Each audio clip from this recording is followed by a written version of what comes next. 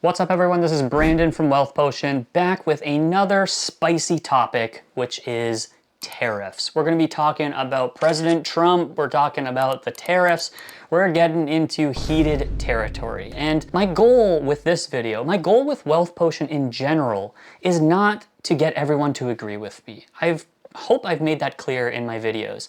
My goal is to provide as objective as a view as I can. I think it's a real problem in social media where we all get hooked up into our echo chambers and we follow accounts that we agree with and we stay away from accounts that we disagree with. And so if I could ask you all for a favor, if you're watching this video, don't subscribe just because you agree with me. I'd like you to ask yourself, did this video teach me something new? Did it disagree with something that I believe?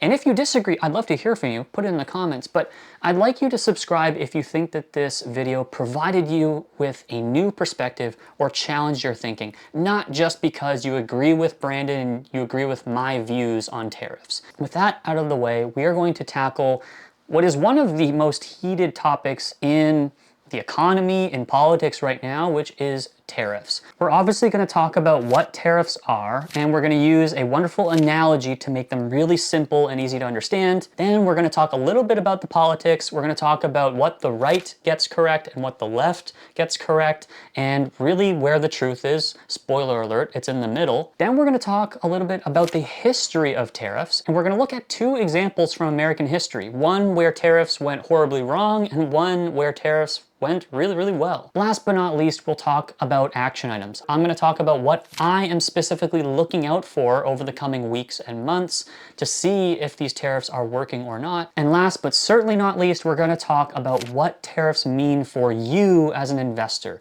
even if you're not based in America and even if the tariffs don't affect you personally. Because as we've seen in the stock market, the tariffs have already started to have an effect. So we're going to talk about what you should do as an investor to protect your wealth and potentially grow it in this uncertainty. So without further ado, let's dive in. All right, first and foremost, what is a tariff? Quite simply, a tariff is a tax on an imported good. So I live in South Korea. If I were to import goods from America, from Europe, from China, I would likely have to pay a tariff or an import tax for importing that good to South Korea. And that is essentially what America is proposing. America already has tariffs, but Trump is proposing new and stronger tariffs in a variety of industries. This is not a new phenomenon. America has had tariffs going back to the 1800s. We're going to talk about the history of tariffs in a moment, but I think that's really important to highlight here because even though tariffs are the hot topic right now, tariffs have existed for a very long time.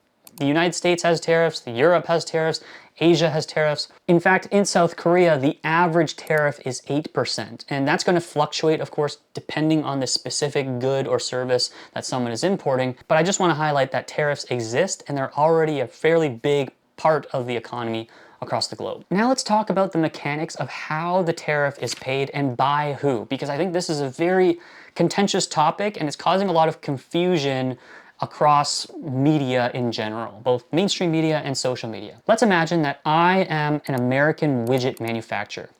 And in order to produce my widgets, I purchase Chinese steel from China. I'm purchasing Chinese steel because it's $50 per pound compared to American steel, which is $55 per pound. So because I want to produce my widgets at the lowest cost to my consumers while still making a profit, I'm going to use the Chinese steel producer. But now let's imagine that Trump announces a tariff of 20% on Chinese steel. It would be the American widget manufacturer that pays that 20%. So now, as that widget manufacturer, if I want to ship Chinese steel from China to my factory, it's now going to cost $60. The $50 that went to the company and all the shipping costs, and then $10 per pound that I pay to the US government. So that's the first thing I want to talk about, which is there's this kind of debate across the right and the left of like, oh, well, China's going to pay for the tariff. Oh no, it's actually the American manufacturer. If we want to speak directly, it is the American company that pays the tariff. And we're going to get into the indirect consequences in just a moment. Now, further to this point, what a lot of the people that disagree with Trump on tariffs will say is that not only is that widget manufacturer paying the tariff, but you're paying the tariff. Because if you buy these widgets, if you're an American consumer, that widget manufacturer isn't just going to eat that cost. If they were paying $50 per pound for steel and now they're paying $60 per pound, that $10, they're going to increase the price of their widgets by $10. And it's the American consumer that's going to pay an extra $10. That's going to lead to inflation. Jerome Powell recently went on TV and said the tariffs are one of the causes of inflation right now. And that is really the argument from the left. And there is a grain of truth to that because one, yes, the American widget manufacturer is directly who is paying that tax.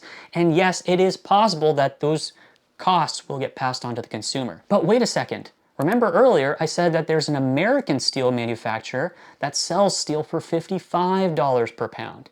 Now all of a sudden, I as the widget manufacturer can use American steel, which doesn't have a tariff, and it's only $55 a pound, where prior to the tariff, it was cheaper for me to use Chinese steel. While yes, the cost have still gone up $5, and potentially that $5 still gets passed on to consumers, it's created more business and investment within the American economy because now the money isn't getting shipped out of the United States to a Chinese steel supplier to then be spent in the Chinese economy. The money I spend on steel is being sent to an American steel supplier, which could employ more Americans, or at the very least, that money gets put into the hands of Americans to be spent in the American economy. And that brings us to the argument for tariffs, which is that it incentivizes more investment in the United States.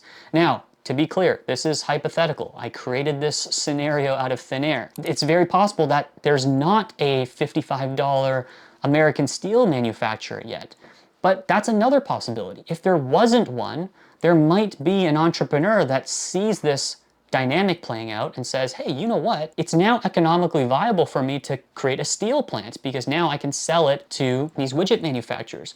Or another entrepreneur could see that I'm paying $60 to China for steel and then now my widgets are like $110, but they see that and say, hey, you know what? I'm going to create competitive widgets and I'm going to use American steel and I'm going to compete with the other widget manufacturers. And last but not least, the consumer who presumably would have had to pay an extra $10 because of the Chinese steel, they may choose to go to a different widget supplier, right? Some other widget supplier that was already using American steel and was $5 more expensive, but is now cheaper than my American widgets. So again, these are all different scenarios that could happen that might not necessarily happen, but it's really important to talk about the second order impacts because that's really the argument that the right is making for tariffs. So to summarize all of that, tariffs are an import tax. They're paid by the company or individual doing the importing, not by the exporter in the other country,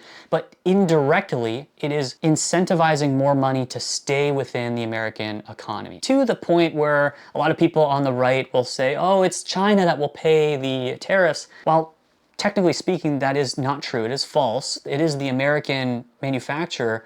If any of those scenarios plays out and demand shifts from the Chinese supplier of steel to an American supplier of steel, it's not China paying the tariff, but they are losing out economically. Okay, before we move on to the history of tariffs and talking about if they're working or not, I want to use a really simple metaphor if that analogy was a little bit too complicated. Imagine there's a restaurant that you and your friends go to all the time because they allow you to bring your own bottle of wine. And it's great. You can pick any bottle of wine you want. You can buy it directly at the liquor store at a great price, and you can bring it to the restaurant instead of having to pay for a wine on their wine list, which is usually marked up by quite a bit. But now imagine that the restaurant introduces a corkage fee. For those that aren't familiar, a corkage fee is a very common thing in fine dining restaurants where they will allow you to bring your own bottle of wine, but they will charge you maybe $50 or $100 to cork the wine, to open the wine and allow you to drink it. So you still have the option to bring your own bottle of wine, but it's more expensive. The corkage fee is basically a tariff. You are trying to import goods from outside of the restaurant into the restaurant, and you used to do that because because it was cheaper to do it that way, right? The wine list was expensive. But now, all of a sudden, there's a corkage fee. So a couple of things could happen. Yes, you as the consumer might just end up paying the tariff to the restaurant. Or you might look at the wine list more closely and say, well, if it's $50 for me to bring my own bottle of wine, maybe we should just look at the restaurant wine list and use a supplier within the restaurant. That's basically how a tariff works. It's more complicated than that, but hopefully that metaphor helps to understand the dynamic that's at play here. All right, so hopefully that gives you a well-rounded idea of what tariffs are, and you're starting to see where the left and the right have certain things right and have certain things wrong. It is correct to say that it is the American importer that is going to pay the tariff, but indirectly, it might increase the cost to consumers, but it might also spur more investment, other businesses, and it might damage the Chinese steel economy in that example. The fact of the matter is, no one knows how these tariffs are going to actually perform. And if you look at the stock market and you see the stock market has gone down since Trump announced these tariffs, the reason for that is uncertainty. People just don't know what's going to happen with these tariffs. Heck, the tariffs that are going out, I'm recording this before April 2nd. April 2nd is where these new tariffs are coming out, and it's not even clear what tariffs are specifically going to be announced on April 2nd, because there's a lot of negotiation still going on. I just point that out to say that I don't have a crystal ball. CNBC doesn't have a crystal ball. No finance YouTuber has a crystal ball. So I don't know exactly what's going to happen, but I can tell you a couple things. One, we can look at history to see what has happened with tariffs in the past and then try to learn from that.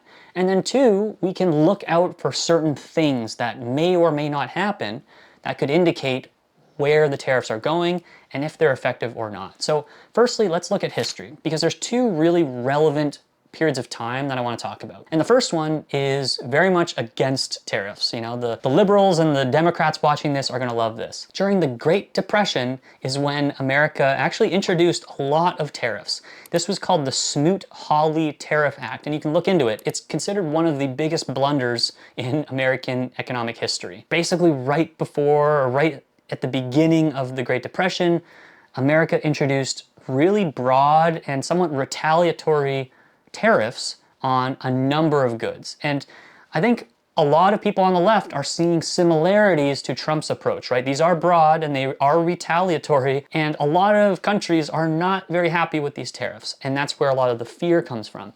And if you look at the Smoot-Hawley Tariff Act and you look at the stock market, I mean, if you think the stock market lately has been bad, I mean, if you look at the Great Depression, the stock market went down, I think, close to 70% during that time period. Needless to say, this was considered a terrible mistake, and it was kind of unwound over the next few years as America kind of recovered from the Great Depression. And by the way, when I say broad, Smoot-Hawley introduced tariffs on over 20,000 goods. So when I say broad, I mean it was like wide sweeping tariffs, which again was a lot of the messaging that Trump had initially when it came to tariffs. But now let's look at tariffs prior to 1900. Now what's interesting is our recent history, tariffs have been somewhat of a footnote when it comes to economics. Like I said, yes, they exist, but they've never really been a huge topic in the news, at least in like the recent, say, past 10 years, as they have been today. And the reason for that is that over the past 100 years or so, tariffs have not been a significant portion of the government's revenue.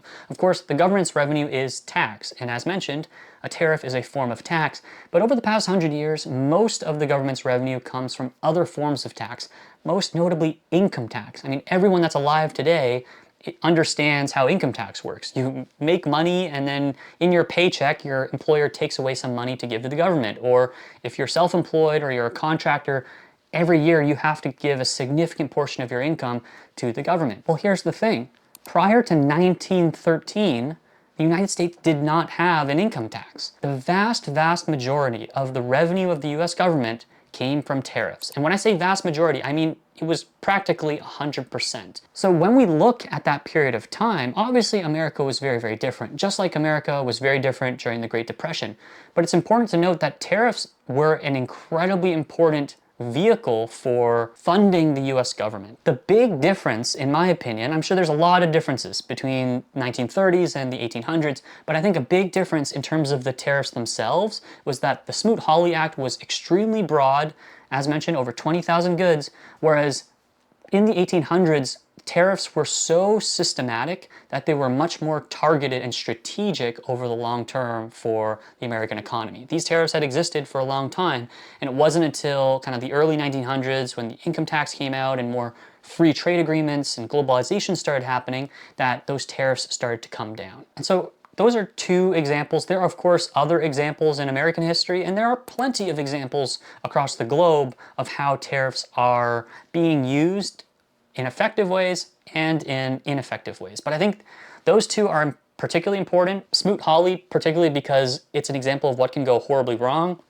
And the 1800s, because I think that's just been lost in history for a lot of people. Not a lot of people know that prior to income tax, tariffs were basically how the US government funded itself. All right, so we've talked about what tariffs are, we've talked about some historical examples and what the right gets correct and what the left gets correct. Now, what's gonna happen? To be clear, I'll say it again, I don't have a crystal ball, but there are things that I'll be watching for to see how the situation develops. The first one would be, does Trump pull back or refine some of the wide, broad, sweeping tariffs that he started with? And again, to use the historical examples, what I'm looking for is Trump going to be more of a Smoot-Hawley, just broad tariffs, and it's just going to be a disaster?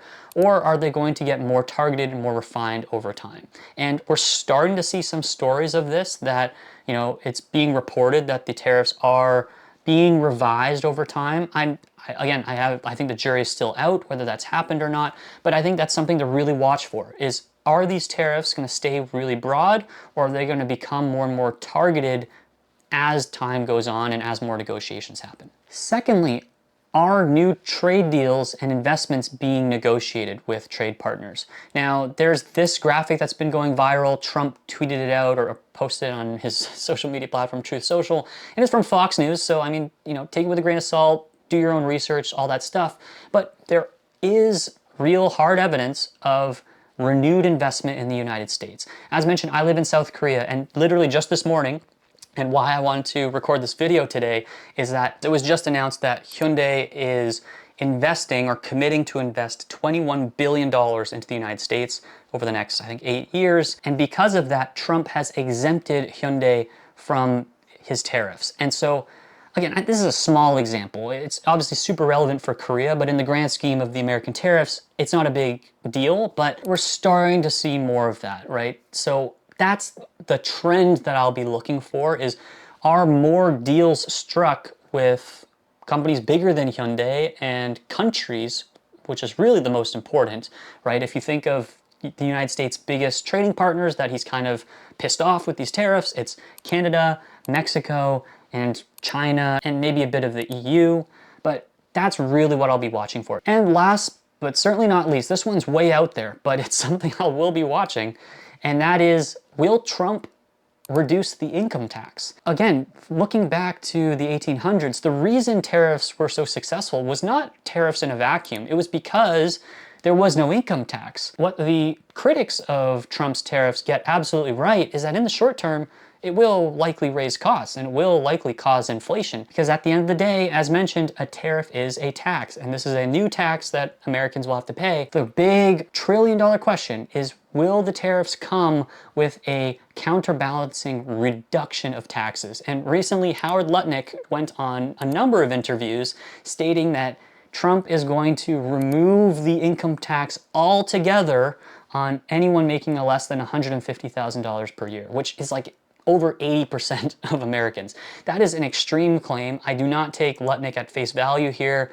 I will believe it when I see it. And whether or not that happens is not the point. I'm going to be watching income tax policy and other decisions that Trump's cabinet makes around other taxes. Because if Trump just introduces tariffs and doesn't reduce taxes anywhere else, then it's just increasing taxes. But if the tariffs come with an equal or greater reduction of taxes for people elsewhere, that could be a huge win. Last but not least, what should we be doing as investors to protect or even grow our wealth in the face of these tariffs?